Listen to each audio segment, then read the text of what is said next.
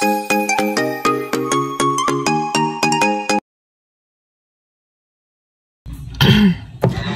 guys, good morning. Good morning na. Afternoon na pala. Yan, nag-vlog ako today. Wala na may ibang ganap. Mag-makeup lang ako. May everyday makeup. Yan. Wala nang araw na yun, papadudod ay nagkailangan na kami dalawa ni Tessie. Tapos guys, wala naman ibang ganap ngayon. Tapos, alam niyo ba guys na akala ko dati, yung mapapanood ko lang sa mga teleserye, sa TV. Eh, hindi pala nangyari sa totoong buhay. Eh, yung pala, pwede pala talaga siyang mangyari. Hindi ko alam mo guys. Maski kayo maguguluhan kasi hindi ko naman kunikwento eh kung ano yung sinasabi ko, diba? Ay, naku. Tsaka ko nagkukwento sa inyo, tsaka ko na-share sa inyo. May kinikrim pala ako ng story ni Papa Dudut. Ayan. Tapos alam niyo ba guys, ba't kaya may mga taong ano, na binigay mo na lahat. Binigay mo na, tapos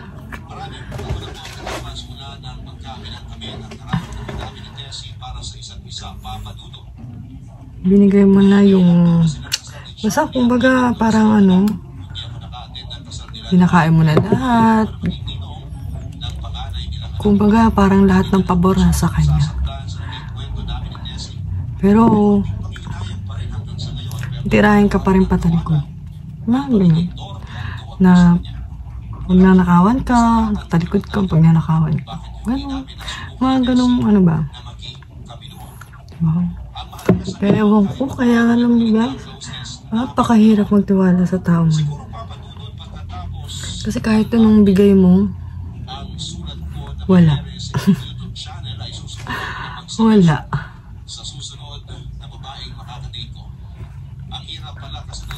Kaya, yun lang naman ang aking, ayun guys, susunod. Ikukwento ko rin sa inyo kung ano yung mga akin mga pinagsasabi na natin. Pero ngayon syempre ano muna natin, kapag hawa mga ano lang muna, mga ganyan lang muna, paiwatik, mga parang kuluba. Kaya yun,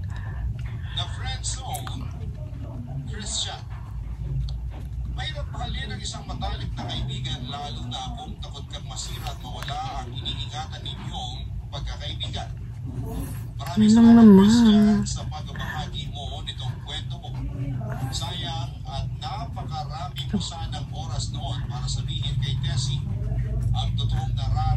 Tapos alam niyo yung guys na ano, diba sa social media, yung makapost ka, ganyan. Tapos, syempre, ibang tao. Syempre, kung ano lang nakikita sa Facebook, diba? Yan lang papaniwalaan nila. Pero yung sa likod ng mga pinagpo-post mo, yun ang hindi nila alam. Katulad nun, post ka ng post, kasi gusto mo makipagsabayan ba? Ganun, diba? Kasi alam nyo, kung wala, huwag nyo na ipilit, diba? Hindi yung kailangan nyo pa ipilit na meron kayong ganito, ganyan.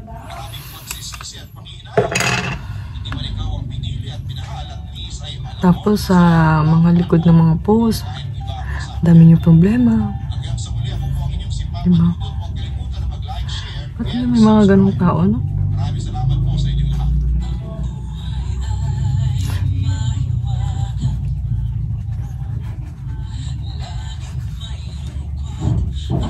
Mas alam nyo ba guys, yung ibang tao na nagnanakaw para lang mabigay yung luho ng kanilang mga mga partner. Mga ganun ba? Ayun ang hindi ko maatim. Alam nyo ba guys na ako, sanay ako sa wala. Kasi nagsimula din naman kami sa wala bago kami nagkaroon ng itong konting ganito. Pero yung ibang tao na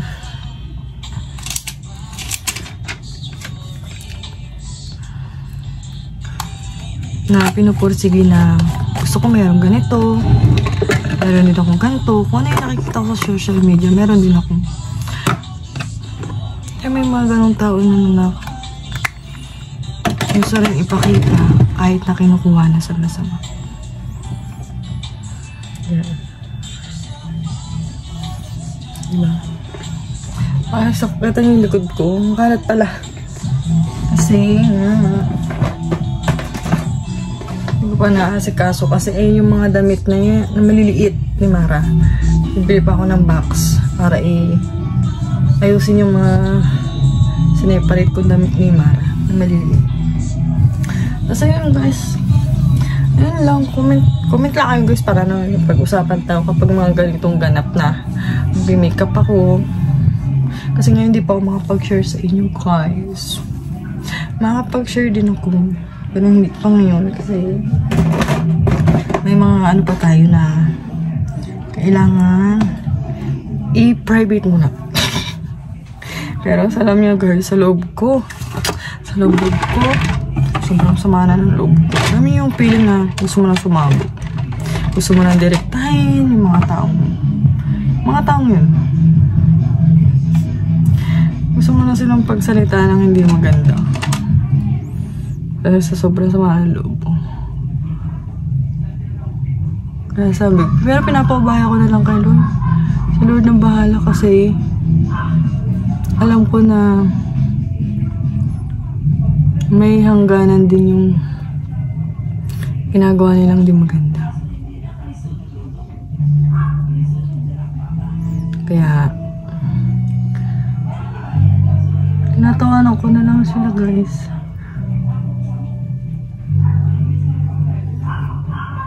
Kahit na talagang kung parang gusto mo lang pumatay ng tao. Yan.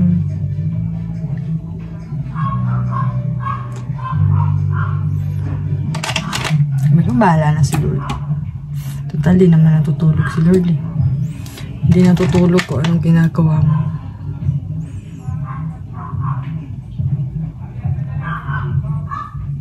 Tapos guys, alam nyo ba na wala pala si Mr. May meeting. Nag-meeting siya. Hindi ko kasama. Next time na lang. Siya muna mag-asikaso kasi may asikaso din ako. Guys, ito pala yung mga palette ko. Ayun. Tinanggal ko sa pinakalagayan niya. Kasi yan, laki-laki. Bibisit ako. Kaya tinanggal ko siya.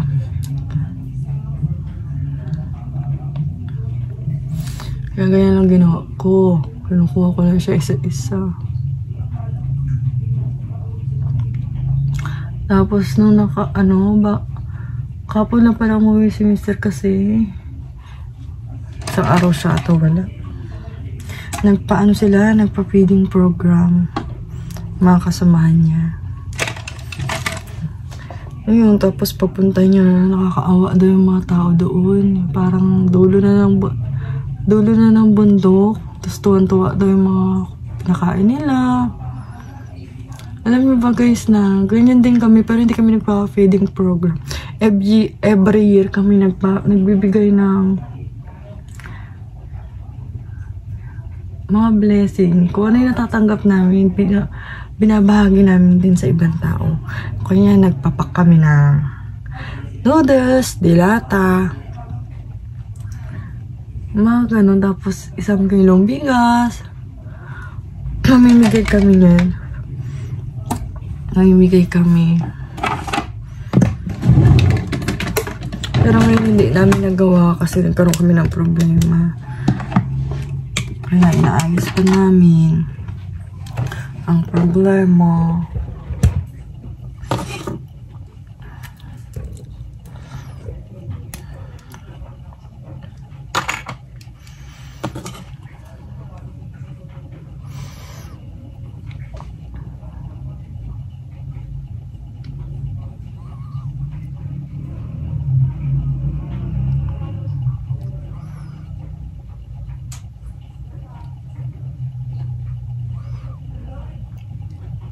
Tsaka alam niyo ba guys na bakit kaya may mga tao na tuwan-tuwa na siraan ka sa kapwa, ano? Ayaw na lang nila intindihin yung buhay nila, no? Hindi yung buhay ng ibang tao inaatupag nila. No? Hindi naman sila nagkakapera. Naririnig niyo ba guys? Umiyak si mama. Namatay kasi yung mother niya. Namatay si lola. Eh, yung mother ni mama nasa Davao. Ang layo.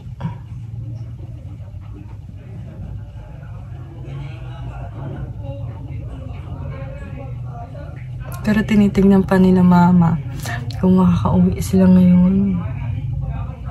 Kasi biglaan din yung patay ni lola. Hindi kami makakasama. Si mama lang makakauwi tsaka si bunso. Kaya alam niyo naman, kailangan natin budget eh.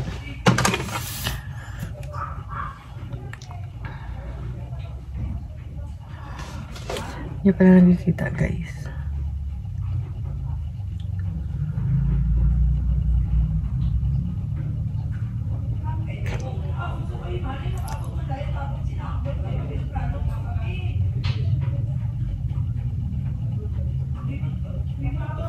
Tapos alam niyo guys, yung mga tao na grabe, yung ginagamit si Lord. Pero hindi naman ina-apply sa sarili. Yung mahirap doon na pinapakita lang sa ibang tao na ganito ka, ganito, pero sa totoo. Diba?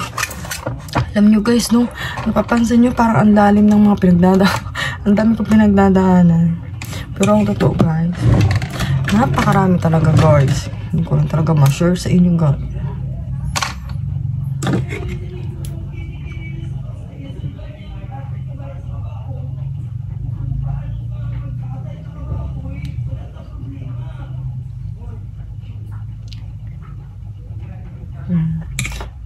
Tinitignan pa namin kung makauwi sila mama kasi kailangan makauwi sila kasi alam niyo ba guys, bago mamatay mother ni mama, kausap si Tita Malo, yung nasa ibang bansa na kay kapatid ni mama, na bing daw ng bing. Kaya ano, sabi ni Tita Malo na si mama lang ang kilala talaga na natatanda na anak. Eh, ang huli pang uwi namin doon nung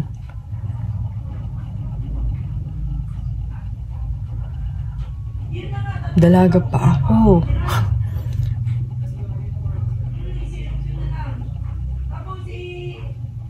Hindi na kami ulit nakauwi.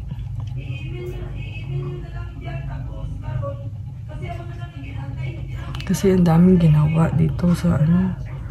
Ito ba? Namin asikaso. Kaya pero plano talaga nila mama, magplano talaga kami na umuwi talagang. Pero hindi pa ngayon, kaso biglaan. Kasi si lola bago daw namatay, kumain pa daw kina ng umaga, tapos nung pakakainin na ng alas 9 yata, ng alas 9, di na siya nagising. Kasi para pakainin nga, di na siya nagising. Kahit anong gising nila, wala no.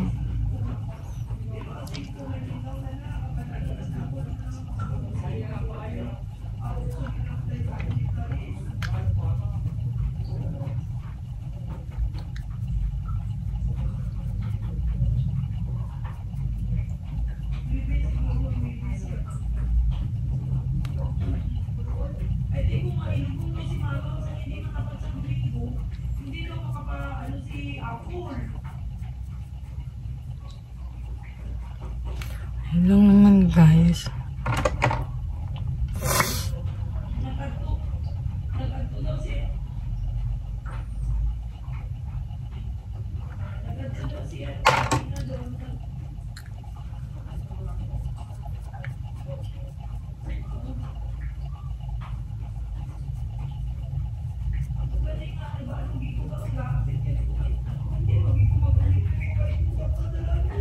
Yun si mama. Kasi natapat din kasi talaga na wala kaming budget ngayon. May magkano yung pamasahe, tumingin si Bunso kahapon. Mga patakto siya na 20 plus, 21 ata na balik ka na yun. Pero nagtitingin-tingin pa rin kami. Titingin-tingin pa rin si Bunso kung saan mas mura.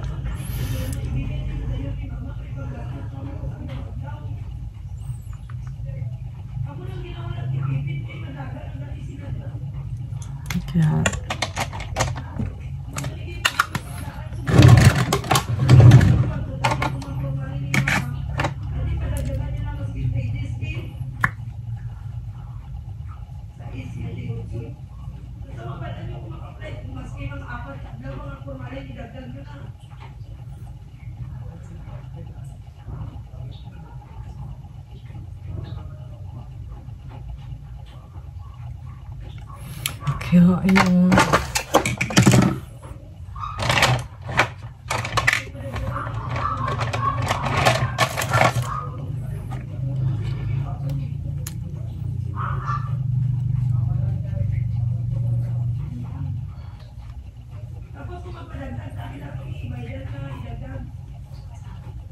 So, kita niyo ba? Kasi light lang yung aking mga pinaglalagay sa mukha ko. Kita niyo. Kasi ko lang yung aking dilaw. So, ito na ako.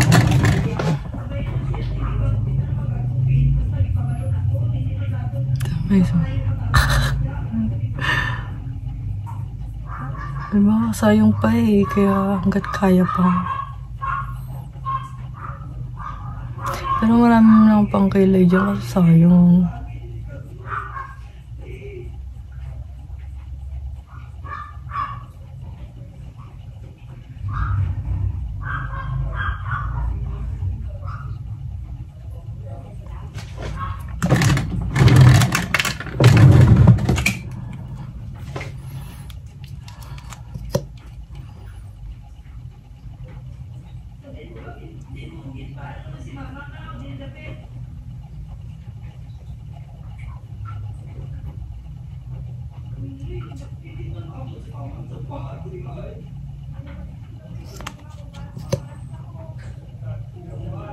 Kasi alam mo ba simulat dalaga ako. Bibili lang ginagamit ko na mascara. Nakatry naman ako ng iba kaso hindi ko bet. BYS nakapag-try din ako kaso hindi ko gusto. Kumakalat siya.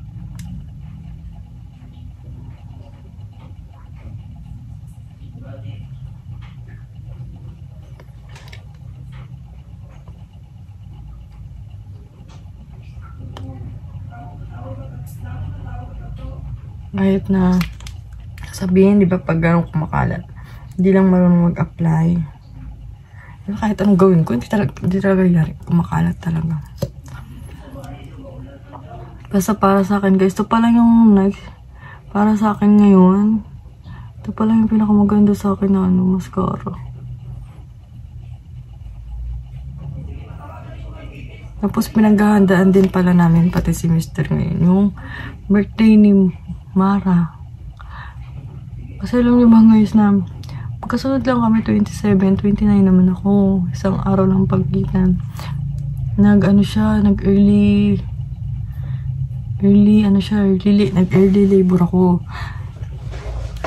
Kasi yun na lumabas. Kaya yung niready namin na baby shower,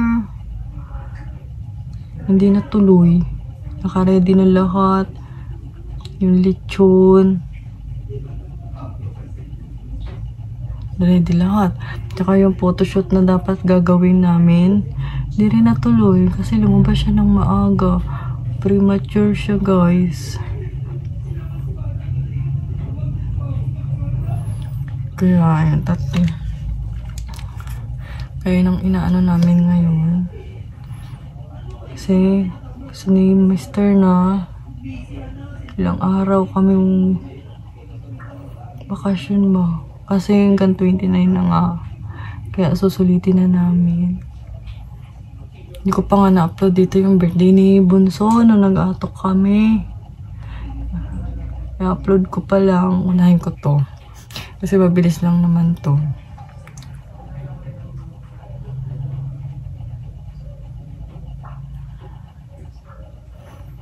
Yun na nga guys.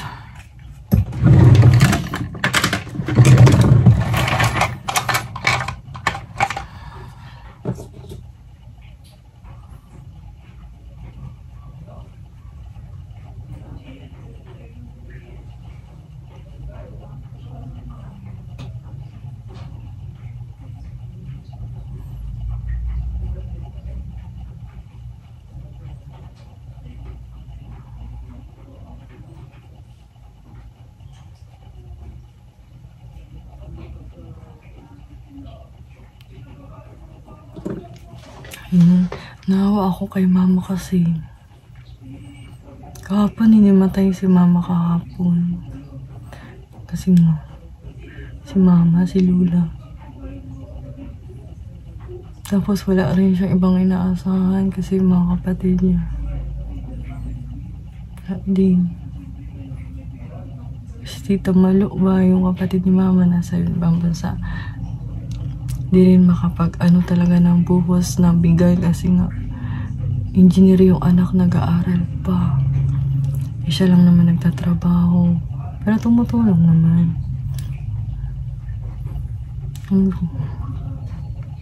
Ay, Diyos ko po guys, grabe talaga ka. Ayun guys, may share ko din sa inyo talaga kayo.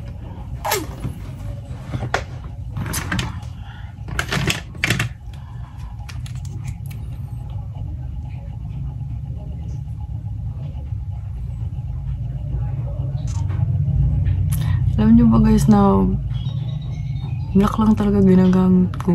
Hindi ako naglalagay ng ganito. Ayoko rin ng brown pencil. Ayoko rin ng dark. Ganito lang. Ito lang. Gantong.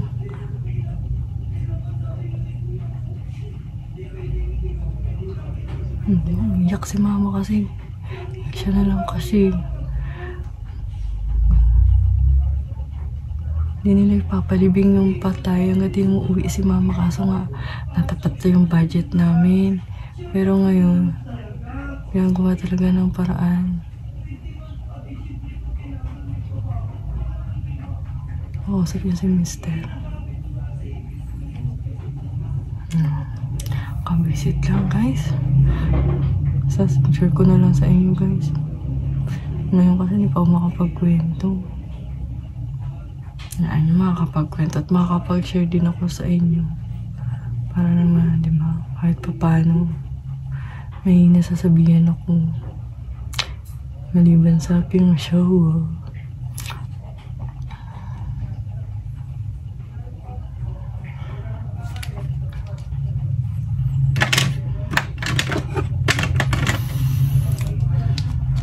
Kita niyo ba guys? Yun lang ang ating ayos ngayon.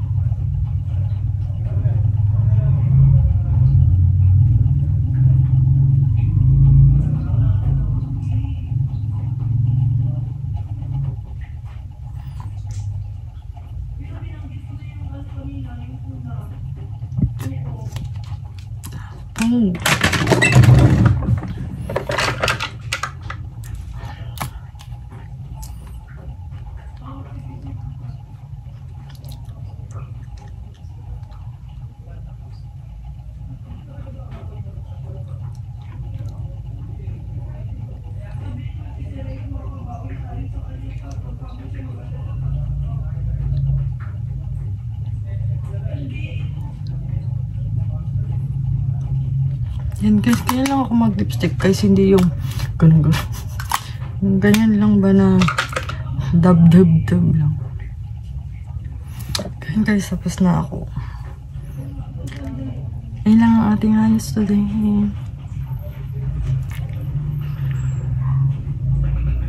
Yan lang.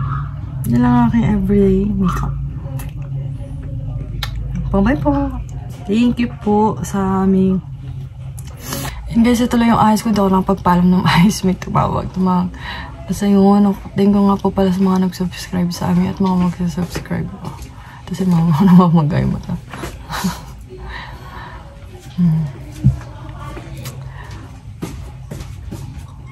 Yun lang. Thank you rin po pala sa mga sumusuporta sa amin. Ay, mga kabawi din ako sa mga sumusuporta sa amin, mga nag-subscribe. makakapag ano rin tayo yung kumbaga na giveaway ba. Pero hindi pa ngayon. Kasi alam niyo naman, dami pa tayong inaasikaso. Pero dadating tayo dyan. Ayun lang, ito lang ating ayos for today. Ayun lang itong ating everyday makeup. Yan. Ayun lang. Tapos hindi rin pala ako nagkaganon. Tawag din guys, yung gano'n sa pilik mata. Kasi piling ko nauubos yung pilik mata ko. Naku guys, kasi wala na naman ako dumalda, no? Nagpaalam na nga ako eh.